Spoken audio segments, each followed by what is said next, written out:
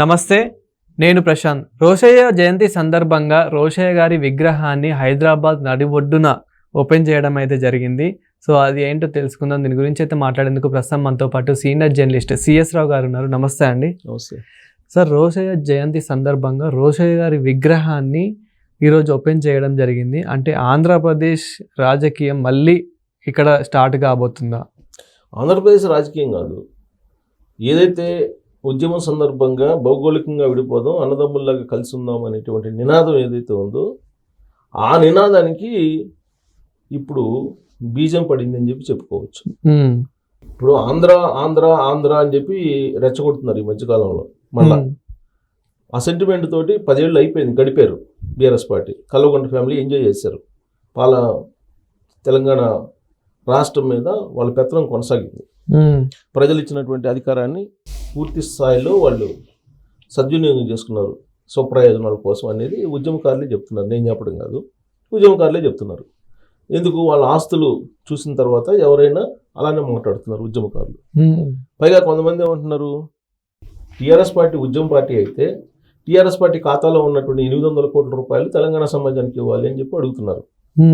ఈ మధ్యకాలంలో కల్వకుంట్ల ఫ్యామిలీ వచ్చి ఏం చెప్తున్నారు, కేసీఆర్ గారికి నోటీస్ ఇచ్చినా లేదా బీఆర్ఎస్ పార్టీకి నోటీస్ ఇచ్చినా తెలంగాణ సమాజానికి నోటీస్ ఇచ్చినట్టే అనేటువంటి అభిప్రాయాన్ని వ్యక్తం చేస్తున్నారు కదా.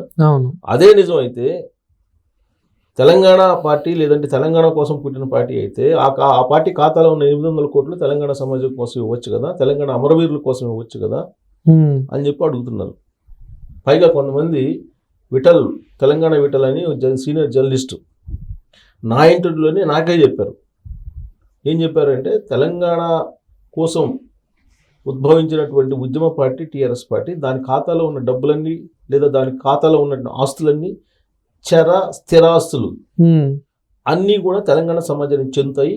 వాళ్ళు స్వచ్ఛందంగా ఇస్తే ఇచ్చినట్టు, లేదంటే మేమే తీసుకుంటాం, ఉద్యమకారులు మేమే ఆక్యుపై చేస్తామని చెప్పి చెప్పారు. ఎప్పటి నుంచి ఇది అనేది డేట్ అడిగాను ఆ ఇంటర్వ్యూలో, చెప్పలేదు కానీ ఖచ్చితంగా ఎప్పటికైనా ఆస్తులు మేమే తీసుకుంటాం అని చెప్పి చెప్తున్నారు. సో ఆస్తులు స్వచ్ఛందంగా ఇవ్వాలి నిజంగా వాళ్ళు అనుకుంటే. సో కాబట్టి ఇప్పుడు మళ్ళా సెంటిమెంట్ని రేకెత్తించడానికి రకరకాలుగా మారుతున్నారు వాళ్ళు. కేవలం రాజకీయం కోసం, రాజకీయ సానుకూలత కోసం, రాజకీయంగా దెబ్బతిన్నాము, మళ్ళీ పునర్వైభవం రావాలంటే కనుక సెంటిమెంట్ ఒక్కటే మార్గం అనేటువంటిది వాళ్ళు నమ్ముతున్నారు. కానీ ఆ రోజులు పోయాయి, సెంటిమెంట్ రోజులు పోయాయి. తెలంగాణ రాష్ట్రం వచ్చింది. తెలంగాణ రాష్ట్రం వచ్చిన తర్వాత కల్వకుంట్ల ఫ్యామిలీ ఏం చేసిందో తెలంగాణ సమాజం దగ్గర నుంచి చూసింది. మళ్ళా వాళ్ళని ఆదరించి మళ్ళా రాజ్యాధికారం ఇచ్చి తెలంగాణని దోచుకోండి అని చెప్పి అధికారం ఇస్తారా అని అంటే ఉద్యమకారులు ఎట్టి పరిస్థితుల్లో మళ్ళీ వాళ్ళకి ఇవ్వరు అనేది వాళ్ళు పదే అనేక వేదికల మీద చెప్తూ ఉన్నారు.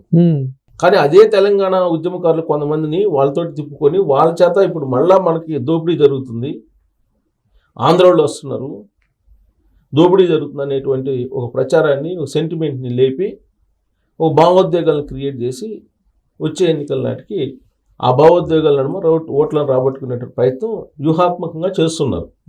కానీ తెలంగాణ సమాజం ఇంతకు ముందులాగా లేదు, ఆలోచిస్తుంది. ఇప్పుడు కొత్త ఒక వింత పాత ఒక రోత అంటారు. కొత్త అప్పుడు కల్వకుంట్ల ఫ్యామిలీ చూసింది, వాళ్ళు ఏమేం చెప్పారో విన్నది. దళితులకి ముఖ్యమంత్రి పదవి ఇస్తున్నారు, 3 ఎకరాలు దళితులకు ఇస్తామన్నారు, కాపలా కుక్కలాగా తెలంగాణకు ఉంటాను అని చెప్పారు. అవన్నీ ఏది లేదు కదా. సో కాబట్టి ఒక్కసారి నమ్ముతుంది తెలంగాణ సమాజం, మళ్ళీ నమ్మేటువంటి ప్రసక్తి ఉండదని చెప్పి తెలంగాణలో ఉండే ఉద్యమకారులే చెప్తున్నారు. సో కాబట్టి ఇప్పుడు సెంటిమెంట్ రగులుతున్నటువంటి సమయంలో బనకచర్ల రూపంలో సెంటిమెంట్ని రగిలించేటువంటి ప్రయత్నం చేస్తున్నారు. ప్లస్ చంద్రబాబు నాయుడు గారిని ఒక బూచిగా చూపించడానికి ప్రయత్నం చేస్తున్నారు. ఇలాంటి సమయంలో మాజీ ముఖ్యమంత్రి రోసయ్య గారి, కొండజేటి రోసయ్య గారి విగ్రహం ఆవిష్కరణ ఎక్కడ జరిగింది? కాంస్య విగ్రహ ఆవిష్కరణ ఎక్కడ జరిగింది? లక్కడీ కప్పుల్లో జరిగింది. హైదరాబాద్ నడిబొడ్డులో ఆయన విగ్రహ ఆవిష్కరణ జరిగింది. ఆయన కాంగ్రెస్ యోధుడు, కాంగ్రెస్ పార్టీకి సంబంధించిన సీనియర్ లీడరు, మాజీ గవర్నర్, అందరికంటే ఎక్కువగా ఉమ్మడి ఆంధ్రప్రదేశ్ ఆర్థిక బడ్జెట్ని ప్రవేశపెట్టినటువంటి సీనియర్ పొలిటీషియన్ ఆయన, వివాద రహితుడు. అలాంటి మహోన్నతమైనటువంటి లీడర్ యొక్క విగ్రహ ఆవిష్కరణ ఇవాళ జరిగింది. దానికి మల్లికార్జున్ ఖార్గే, కాంగ్రెస్ పార్టీ పెద్దలు, ముఖ్యమంత్రి రేవంత్ రెడ్డి గారు, మంత్రులు అందరు కలిసి ఆ విగ్రహ ఆవిష్కరణని చేశారు. మరి ఆ విగ్రహ ఆవిష్కరణ చేసినప్పుడు ఎందుకు బీఆర్ఎస్ పార్టీ వాళ్ళు ఇప్పటి వరకు అక్కడక్కడ సోషల్ మీడియాలో మాట్లాడుతున్నారు, కానీ బయట వాళ్ళు ఎందుకు మాట్లాడట్లేదు? ఈ మెయిన్ లీడర్ కల్వకుంట్ల ఫ్యామిలీ అంటే ధైర్యం లేదు. ఇప్పుడు వచ్చి మాట్లాడితే బూమ్రాంగ్ అవుతుంది. ఒకప్పుడు విగ్రహాలు ఉండకూడదు ఆంధ్ర వాళ్ళవి అని చెప్పి ఎన్టీఆర్ విగ్రహాన్ని ఎన్టీఆర్ ఘాట్ మీద కూడా కామెంట్లు చేసినటువంటి బీఆర్ఎస్ పార్టీ వాళ్ళు.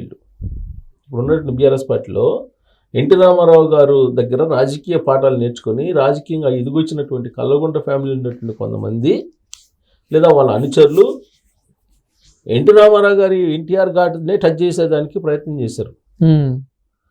ఎన్టీఆర్ గారి విగ్రహమే లేకుండా చేయాలని చెప్పి ప్రయత్నం చేశారు. ఆ తర్వాత విరమించుకున్నారు. వచ్చేటువంటి నష్టాన్ని అంచనా వేసి, ఎందుకంటే పార్టీలోనే తిరుగుబాటు వస్తుందని చెప్పి భయపడ్డారు వాళ్ళు. జస్ట్ టచ్ చేసి చూశారు.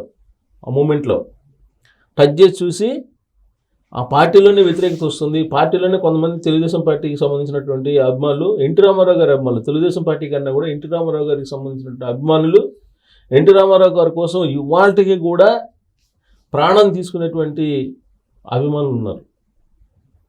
అందుకే పార్టీ చీలిపోతుంది అనే భయంతో ఆ ఎన్టీఆర్ గారి విగ్రహాన్ని తొలగించడం, లేదంటే ఎన్టీఆర్ ఘాట్ని కుదించడం అలాంటి కార్యక్రమాలని వాళ్ళు వెనక్కి తీసుకొని అక్కడే ఆ ప్రాంతంలోనే అంబేద్కర్ గారి విగ్రహాన్ని ఆవిష్కరించి వాళ్ళు ఏదో అంబేద్కర్ వాదులు అనేటువంటి అభిప్రాయాన్ని తీసుకెళ్లాలనే ఉద్దేశంతో ఆ కార్యక్రమం చేశారు వాళ్ళు. సరే చేశారు. ఆ తర్వాత వాళ్ళకి రాజకీయంగా ఏం జరగాల నష్టం అది జరిగింది, అది అనుభవించారు.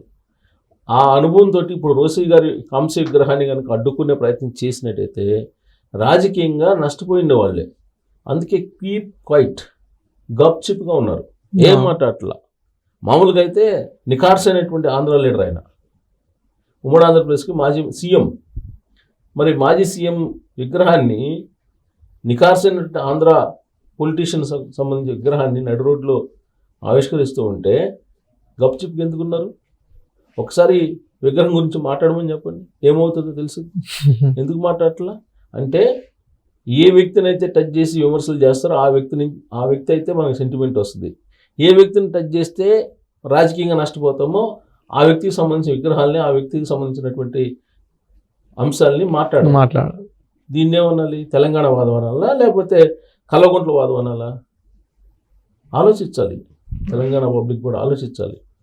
ఇప్పుడు ఇవాళ వాళ్ళు నిజంగా మరి బనకచర్ల అంశాన్ని తీసుకొని చంద్రబాబు నాయుడు గారిని బూచిగా చూపిస్తున్నారు కదా. మరి రోసయ్య గారి విగ్రహావిష్కరణ జరుగుతుంది కదా. చంద్రబాబు నాయుడు గారు హైదరాబాద్లో అడుగు పెడితేనే తట్టుకోలేనటువంటి పరిస్థితుల్లో వాళ్ళు విమర్శలు చేస్తున్నారే. హైదరాబాద్కి ఇంత చేసి ఇవాళ తెలంగాణ రెవెన్యూలో 75% హైదరాబాద్ నుంచి వస్తుందంటే బికాజ్ ఆఫ్ చంద్రబాబు నాయుడు గారు అని చెప్పి కాదని ఎవరైనా అనగలరా? మరి అలాంటి చంద్రబాబు నాయుడు గారిని బూచిగా చూపిస్తున్నారే వీళ్ళు. మరి ఇవాళ ఏమైపోయారు వీళ్ళంతా? ఒకసారి టచ్ చేసి చూడమని చెప్పండి వాళ్ళని. ఎందుకు అంటే కేవలం పొలిటికల్, రాజకీయపరమైన యాంగిల్లోనే ప్రతి అంశాన్ని వీళ్ళు చూస్తున్నారు. అది రాష్ట్రానికి ఎప్పటికైనా నష్టం. ఇప్పటికిప్పుడు కాకపోయినా ఎప్పటికైనా నష్టం. అది విద్వేషాలను రెచ్చగొడితే, విద్వేషాలకి గడ్డగా హైదరాబాద్ మారితే నష్టం. పారిశ్రామికతలు రారు, అభివృద్ధి చెందదు రాష్ట్రం. సమైక్య ఆంధ్ర ఉన్నప్పుడు విడిపోదామన్నారు, విడిపోయారు. విడిపోయిన తర్వాత ఆంధ్ర వాళ్ళు తప్ప మిగతా వాళ్ళు అందరూ రావచ్చు అనే యాంగిల్లో మాట్లాడుతున్నారు వాళ్ళు. అది ప్రపంచవ్యాప్తంగా అనేక మంది వస్తున్నారు ఇక్కడికి. ఆంధ్ర వాళ్ళు వస్తేనే తప్పు అన్నట్టుగా మాట్లాడుతున్నారు. ఎందుకు? ఓట్ల కోసం. ఆ విషయాన్ని తెలంగాణ సమాజం గమనించాలి. Thank you sir.